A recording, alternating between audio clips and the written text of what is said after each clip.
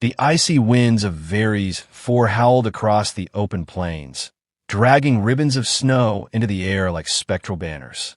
Floodlights blazed down on a vast, open arena carved from the frozen surface, their beams cutting through the storm to illuminate the competition stage. Beyond the transparent barricades, a crowd of thousands, aliens of every imaginable shape and size, huddled in stands, their breath forming clouds in the frigid air. They had gathered not merely to watch a test of skill, but to witness humiliation. On giant hollow screens suspended above the arena, the broadcast was already streaming to countless star systems. The announcer, a tall, four-armed Velrothi with crystalline skin, paced the commentator's box, his voice amplified to a booming roar. Today, he declared in flawless trade comment, the greatest marksmen of the galaxy display their mastery. And from the quaint little blue planet known as Earth, an unexpected participant. His lips curled upward, though Velrothi smiles were less about joy and more about showing dominance. Let us welcome humanity's representative, here to show us the art of throwing rocks very far. The crowd erupted in laughter, clicking mandibles and rumbling throats filling the icy air with derision. Commander Elias Trent walked onto the stage wearing an insulated Earth Defense Force uniform, his breath fogging before his face. He was not young, but neither was he past his prime, broad-shouldered, sharp-eyed, and carrying himself with the quiet pride of a man who'd earned every stripe on his sleeve. The rifle slung across his back was a standard-issue ballistic weapon, clean and functional, but decades behind the railguns and particle beams displayed by his competitors. The alien shooters, one by one, stepped forward to demonstrate their skill. Bolts of plasma cut the air like lightning. Hypervelocity slugs vaporized target plates, and beam rifles carved perfect lines through armor drones. Spectators gasped and applauded at each dazzling display. When Elias's turn came, a small section of the crowd leaned forward in anticipation, not to be impressed, but to be entertained by failure. The official handed him a rifle, a model suspiciously older than the one he had carried in, and its sights were slightly misaligned. Elias adjusted them as best he could, then settled into position. The target, a half-buried drone 300 meters away, blinked under the floodlights. He slowed his breathing, ignoring the muffled laughter in the stands. The shot rang out, cracking through the cold. The bullet missed wide, embedding harmlessly in the ice. A roar of mocking cheers erupted. The Velrothi announcer clutched his sides in feigned agony from laughing. And there we have it, proof that projectile toys belong in museums, not on the battlefield. The broadcast replayed the miss from multiple angles, each one punctuated with exaggerated sound effects. Across the galaxy, millions of viewers joined the chorus of derision. Elias stepped off the stage without a word, jaw set, eyes steady. He could feel the burn of humiliation, but not for himself, for his home. He had known the deck was stacked. What he hadn't anticipated was how much the mockery would spread. Within hours, clips of his missed shot flooded the galactic net. Alien influencers recreated the scene, pretending to hold clunky rifles and missing on purpose. Memes labeled Earth as Stone Age snipers. Even a few human commentators, eager for galactic approval, piled on with their own jabs. Back on Earth, the reaction was different.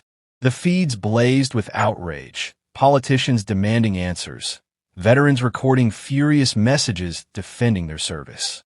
The Defense Council convened in a closed session, the air in the subterranean chamber thick with tension. Representatives from every branch of Earth's military sat around the circular table, faces lit by the glow of the central hollow display replaying the alien announcer's insults. "This is more than an insult," said Admiral Harada, voice like steel. "They engineered a failure to remind the galaxy that we are beneath them. It's a calculated move to push us into the periphery, politically, militarily, economically." She turned toward the council chair. "We need to answer this." General Vasquez leaned forward. "They've issued a challenge, and not just in words. The Galactic Alliance's Marksman's Accord is a standing tradition. One shot, one target. The winner gains the right to negotiate terms with all participants. They've dared us to try again. The room was silent for a long moment. We can't send a team, Harada finally said. They'll out-tech us again. We need something they can't counter. We need... She hesitated, as though saying the name might summon the man himself. Ghostwind. The name rippled through the room. It was less a call sign and more a legend, whispered among special forces and never mentioned in official reports. He was the one who had ended the Kareth siege with a single shot from beyond the visible horizon. The one who had eliminated a warlord through the window of a moving shuttle in a sandstorm without a scope. No one outside classified circles even knew his real name. Is he even alive? Asked Vasquez. Harada's expression didn't change. Alive and retired. But I believe he'll come back for this. When the call went out, the answer came within minutes. A deep, steady voice on the secure channel. Send me the details. No bravado, no questions about pay or politics. Just the quiet efficiency of someone for whom impossible shots were a daily reality. Within days, the galactic feeds began buzzing again, this time with incredulity. Earth sends a single human sniper, the headline sneered. Man with antique rifle to challenge top marksman in known space. Commentators laughed, placing odds on how badly he would fail. The Velrothi announcer from Varys 4 returned to the airwaves to smirk at the camera. Perhaps humanity believes the cold will improve their aim. But in the shadows of Earth's defense compound, Ghostwind was already preparing. Those who saw him up close noted that he carried himself differently than other soldiers, still deliberate, as if every movement had been calculated before it was made. He had the build of someone strong enough to endure hardship, but not so large as to stand out in a crowd. His eyes were the kind that weighed every detail and found its weakness. For Elias Trent, the humiliation in the arena had been a bitter moment. But for Ghostwind, it was a summons. He had seen the replay of that first challenge, the way the aliens had leaned on their technology and failed to understand a man behind a rifle. They thought victory came from gadgets and algorithms. He would remind them that victory could come from something else entirely. The cold wind outside the compound rattled against reinforced glass. Somewhere, on the frozen plains of Varys 4, the arena waited. The aliens expected a farce, a brief entertainment before their real competition began. They were wrong. When Ghostwind accepted the mission, he did so without speeches or grand gestures. He simply packed his rifle, a weapon older than some of the planets in the Alliance, and began writing calculations in a worn leather-bound notebook. His world narrowed to the numbers, the angles, the way wind curled around obstacles. In the council chamber, Harada received the confirmation code. Ghostwind was en route. A ripple of relief and apprehension passed through the room. This was no guarantee of victory. But if anyone could silence a galaxy, it was him. Beyond Earth's orbit, the galactic net lit up again with speculation and ridicule. On Varys 4, the Velrothi announcer prepared fresh jokes for the broadcast. Somewhere in deep space, a man sat alone in a dimly lit transport, checking the smooth motion of a rifle bolt. His expression didn't change. The mission was simple. One shot, no mistakes. And as the shuttle slipped into faster-than-light transit, Ghostwind closed his eyes, already seeing the shot he would take. The rest of the galaxy could laugh for now. Soon, they would remember the sound of silence. Ghostwind sat in the dim confines of the transport's cabin, the muted hum of the ship's engines steady beneath his boots. Outside the narrow viewport, stars streaked into elongated trails as the vessel rode the folds of faster-than-light travel. The glow painted faint lines across his weathered face, though his eyes remained fixed on the rifle laid out on the table before him. It was not the gleaming precision machinery of alien arsenals, but a weapon shaped by decades of refinement, its steel and polymer marked with faint scratches, each a memory of a shot taken and a mission completed. He ran a cloth along the barrel with meticulous care, feeling for imperfections invisible to the eye. Every movement was precise, deliberate, the kind of economy born from thousands of hours in the field. For Ghostwind, preparation was not ritual, It was necessity. The slightest flaw could shift a bullet's path by millimeters, and millimeters decided whether a target lived or died. The mission briefing played again on the wall-mounted display, its crisp holographic projection showing the windswept plains of Varys 4. The competition's location was deliberately chosen. Temperatures hovered far below freezing. Winds shifted without warning, often reversing direction mid-gust. The air was denser than Earth's, altering ballistic performance. The target, the announcer's voice droned, would be an Arevos-class war drone, armored in reactive plating, capable of shifting position to throw off aim, and equipped with defensive countermeasures. He muted the display and leaned back, recalling his time in training. Not the formal drills of the academy, but the years that followed, the desolate ridges where he learned to predict wind currents by the way snow curled off rock, the coastal cliffs where salt spray and fog distorted sight lines, the sandstorms that buried landmarks in minutes. Nature, he had learned, could be a far crueler opponent than any enemy soldier. A soft chime signaled the approach of another passenger. Commander Elias Trent stepped into the cabin, wearing a heavier jacket than before, his expression taut. He had been ordered to accompany Ghostwind as liaison and witness, though it was clear he felt his own role in this challenge had ended with that first disastrous match. For a moment, neither man spoke. The cabin was filled only with the steady hum of the ship and the faint rasp of cloth on steel. "You've seen the footage," Elias said finally. It was not a question. "I've seen it," Ghostwind replied without looking up. "They'll be expecting failure. They've already turned this into a spectacle. They'll measure every move you make, waiting for something to ridicule." Elias hesitated before adding, "They won't fight fair."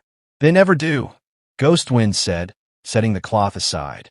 He picked up a small metal tool and began adjusting the rifle's optics. The glass inside was free of digital overlays, no range-finding reticles or automated compensation algorithms.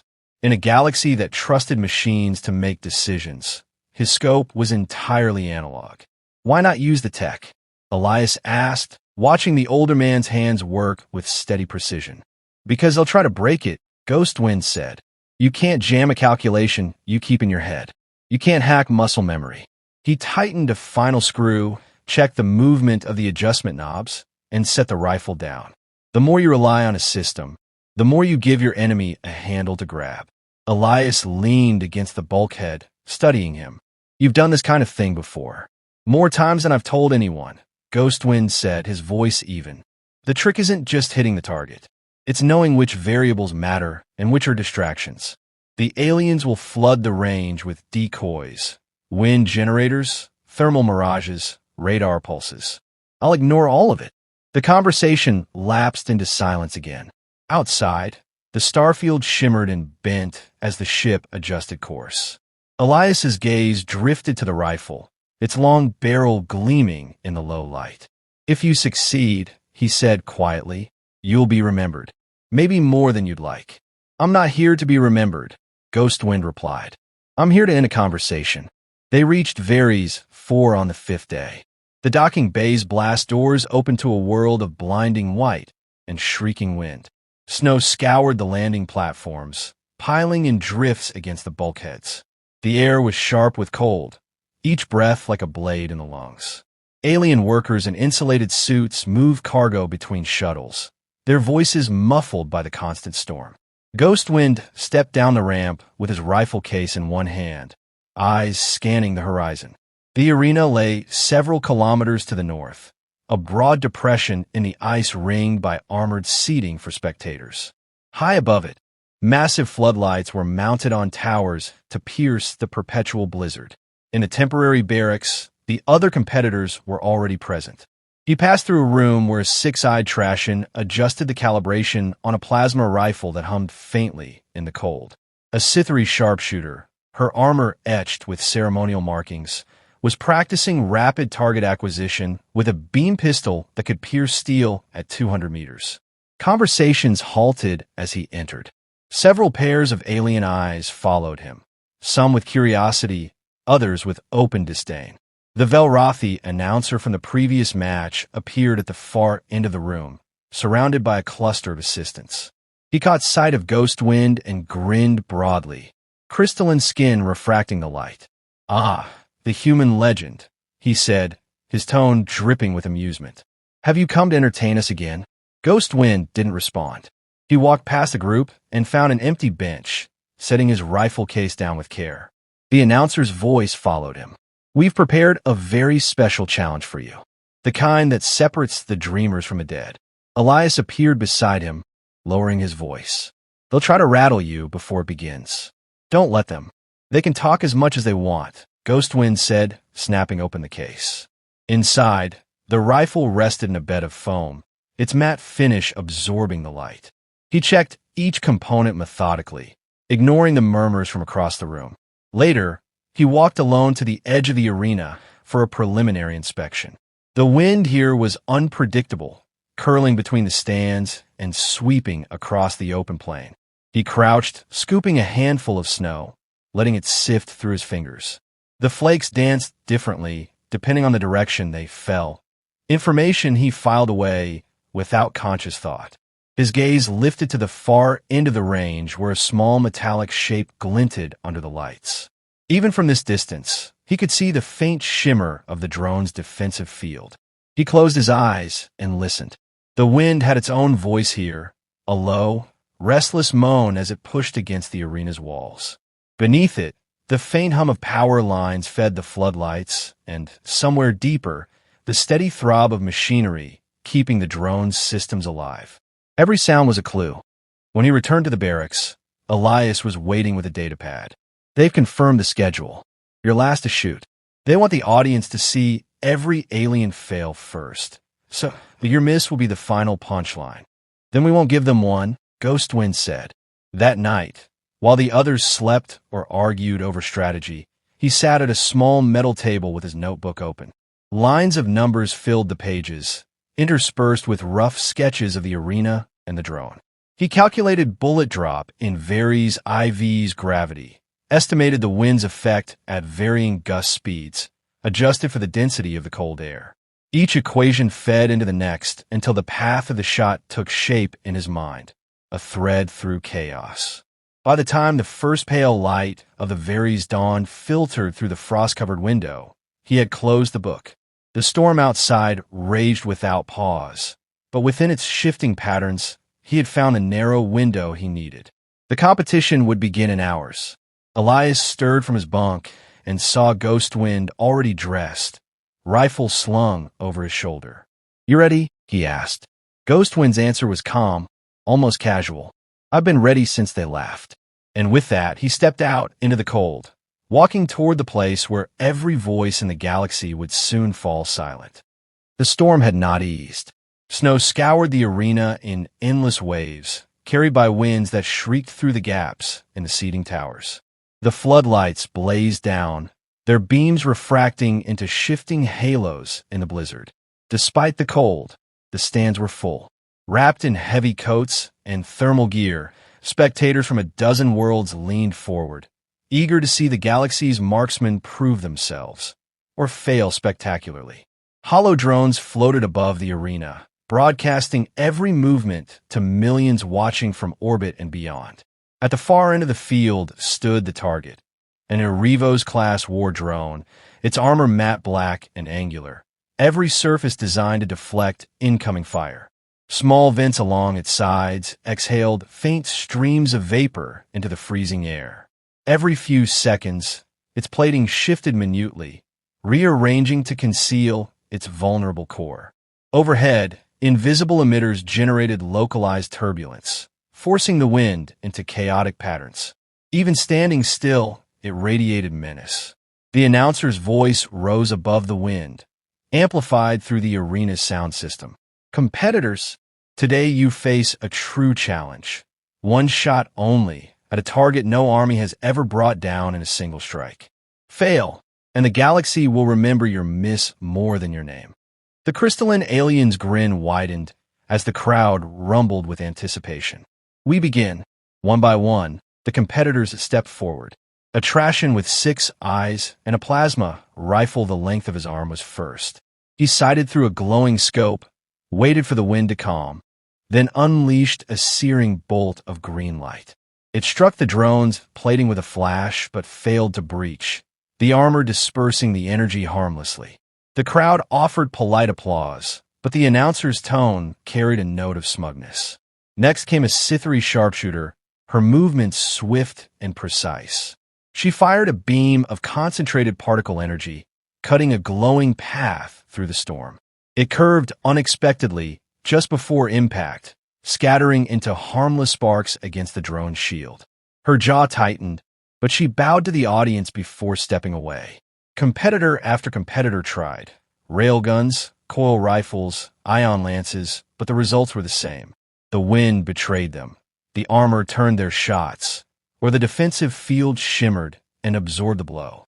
The spectators began to murmur, some glancing toward the human sitting silently at the far edge of the competitor's line. Ghostwind had not moved during any of the previous attempts. He sat on a low bench, his rifle resting across his knees, his gloved hands folded loosely. The hood of his weather-shielded jacket was pulled low, shadowing his eyes. To those watching closely, it seemed as though he wasn't studying the competition at all. His gaze remained fixed on the distant drone, as if he were memorizing its breathing. When the final alien before him stepped down, the announcer's tone shifted, theatrical and heavy with condescension. And now, for our final challenger. Representing the quaint blue world of Earth, a man known only as Ghostwind. Will he fare better than his predecessor, or will history repeat itself? The crowd's laughter was muted but present, a low undercurrent beneath the howling wind. Ghostwind rose, lifting his rifle with practiced ease. The weapon looked unremarkable compared to the alien armaments. No glowing energy coils, no sleek alloy casing, just a long, matte barrel and a sturdy wooden stock darkened by age and use. He walked with unhurried steps to the firing line, boots crunching in the packed snow.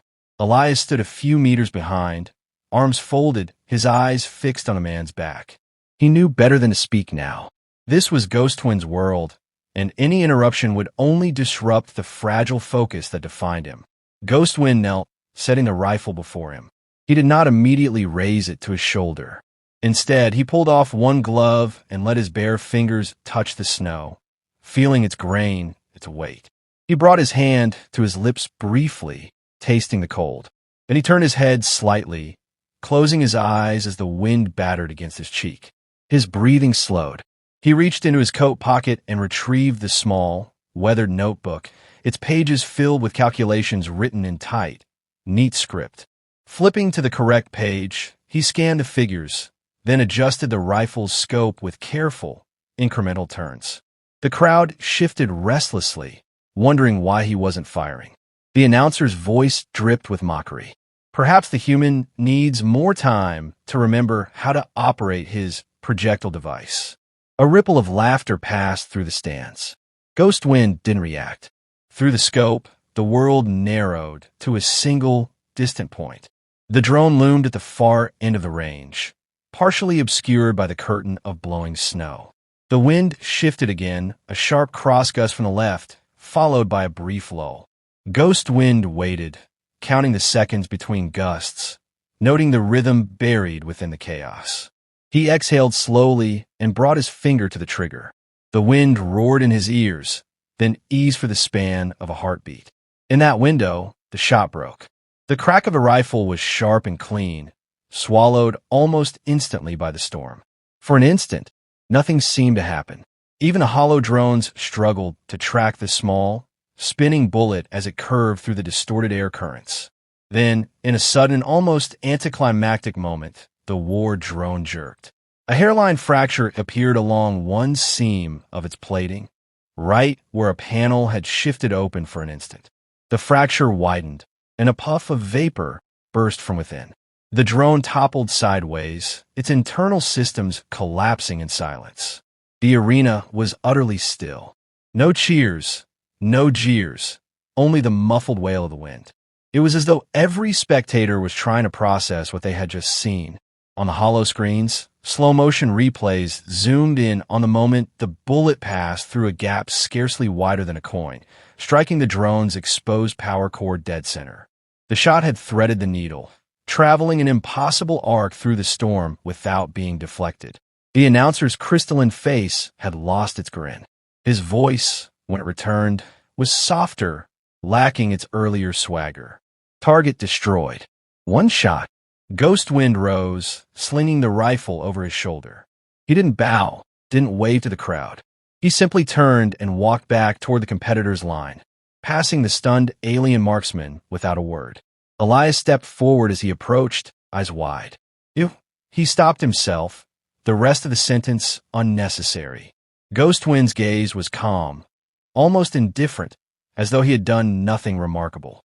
Behind them, the silence in the stands began to break, not with applause, but with a kind of hushed murmuring. Spectators leaned toward one another, their voices low. In the commentary box, the announcer struggled to frame what had just happened. Across the galaxy, those watching the broadcast replayed the shot again and again, trying to understand how a man with an antique rifle had succeeded where the most advanced weaponry had failed. Ghostwind didn't look back at the target. The shot was finished, the mission complete. For him, there was no need to dwell on it. Every shot was a decision made, an action taken, and once it left the barrel, it belonged to history, not to him. As he stepped off the field, the wind picked up again, howling across the arena. The floodlights cast long shadows across the snow, the broken drone lying in the distance like the carcass of some long-defeated beast. The murmurs in the stands would grow into stories, and the stories into legend. But in that moment, the only sound that mattered was the wind and the absence of laughter. The officials conferred in hurried tones, their expressions tight. The rules of the challenge had been clear. The human had succeeded. By right, Earth would claim its victory and the concessions promised by the marksman's accord. The announcer cleared his throat, preparing to address the audience again, but the words seemed to stick. Elias glanced once more at the man beside him, realizing the depth of the silence he had created. It wasn't only the crowd here on Varys 4. Somewhere, in every corner of the galaxy, voices that had once mocked were now still. And in that stillness, the weight of the shot began to sink in. Ghostwind adjusted the strap of his rifle and kept walking toward the exit tunnel. The next part of this story would unfold beyond the arena, in negotiation halls and council chambers. But that was not his concern. His work here was done, and the galaxy would not forget the moment it stopped to listen to nothing at all. The war drone's smoking remains still lay half buried in the snow when the first voices broke the stunned quiet. They were low at first, uncertain, the murmurs of beings who had just witnessed something they could not easily explain. The announcer's amplified voice returned in a clipped tone, naming the victor according to the rules of the marksman's accord, but the grandeur was gone. His crystalline face betrayed nothing, yet there was no mistaking the tightness in his words. Across the arena, the alien dignitaries exchanged looks, their earlier amusement replaced with a measure of respect and something colder, calculation. Ghostwind stood at the edge of the competitor's platform, the rifle resting against his shoulder. His breath plumed in the cold air, steady as when he had arrived. Elias came to his side, still shaking his head. "You understand what you just done?" he asked quietly. Ghostwind's eyes flicked toward the distant drone. "I ended the conversation," he said. Then he turned toward the exit. Beyond the arena, the diplomatic sector of Varys 4 was already in motion. Messages flew across encrypted channels, summoning Alliance representatives to an emergency council. The rules of the challenge were binding. Earth's victory meant trade concessions, equal representation in certain military decisions, and the right to refuse advisory, oversight from the Alliance's larger member states. For years, Earth had been little more than a tolerated newcomer on the galactic stage. Now it was a recognized force, thanks to one bullet and a man who preferred silence to ceremony. Inside the council chamber, the atmosphere was brittle. Representatives of rival worlds struggled to hide their irritation, some leaning back in their chairs with crossed arms, others whispering in their own languages. Admiral Harada sat at the head of Earth's delegation, her expression an impassive mask. When a Velrothi trade minister attempted to downplay the significance of the shot, Harada leaned forward, her voice like ice. Your rules. Your choice of target. One shot. One kill. I expect the same respect you'd give any victor. There was no argument to that. The accords were ancient, and violating them would fracture the alliance more than any one member was worth. The minister inclined his crystalline head, conceding with the formality of a man swallowing a bitter fruit. Ghostwind was not in the chamber to see it. He had declined an invitation to attend, instead walking the quieter service corridors of the station. To him, victory was measured in the absence of a follow-up shot, not in titles or contracts. The station's maintenance staff, many of whom had seen the broadcast, stepped aside for him without speaking. Some nodded. A few stared openly, perhaps expecting him to bask in their admiration. He didn't. In a small, empty observation deck overlooking the frozen plains, Ghostwind stood alone. Through the glass, the lights of the arena burned against the storm, the broken drone still visible as a dark scar on the ice.